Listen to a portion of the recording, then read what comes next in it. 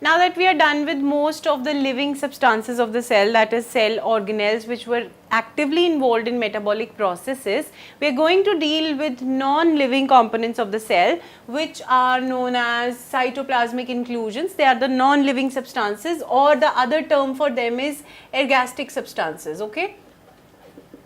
As I am using the term non-living, that means they will not be involved in any metabolic activity. Second point of remembering that these cytoplasmic inclusions, they won't be involved in any sort of metabolic activity which involves the breakdown, catabolism or anabolism, nothing, no such involvement in direct case. Then there is no membrane which is present around these cytoplasmic inclusions. That means whatever would be present, it would not be membrane bound, it would be present as it is in the cell. So what are the cytoplasmic inclusions? We need to see that. First is that you find glycogen granules, and you know where the glycogenolysis and glucogenolysis takes place. You are going to find these glycogen granules most prominently in liver cells and muscle cells, of course. So in case of animal cells, you are going to find the glycogen granules which would have glycogen present in them, and apart from that you would find lipid droplets which would have many types of lipids present in the fat cells. Supposedly I am talking about adipose tissue,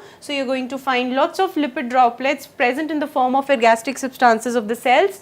And then there is the question of pigment granules, the skin pigmentation, melanocytes and all, they have these pigment granules which have pigments inside them, present inside them, responsible for pigmentation. As in the case of our hair cells, they are pigmented, they are colored because they have the ergastic substances of which are having pigments inside them responsible for the coloration. And at times these granules or the inclusions may have secretory products like hormones or digestive juices or mucus. So these are the secretory substances which could be present inside the cytoplasmic inclusions. And the point of remembrance that you have to make sure that you don't forget about cytoplasmic inclusions are these three, that they are non-living substances, they don't perform any metabolic activity, and they do not have any membrane. So this is all about cytoplasmic inclusions, and with this we come to the end of all types of organelles which are present inside a living cell. Thank you.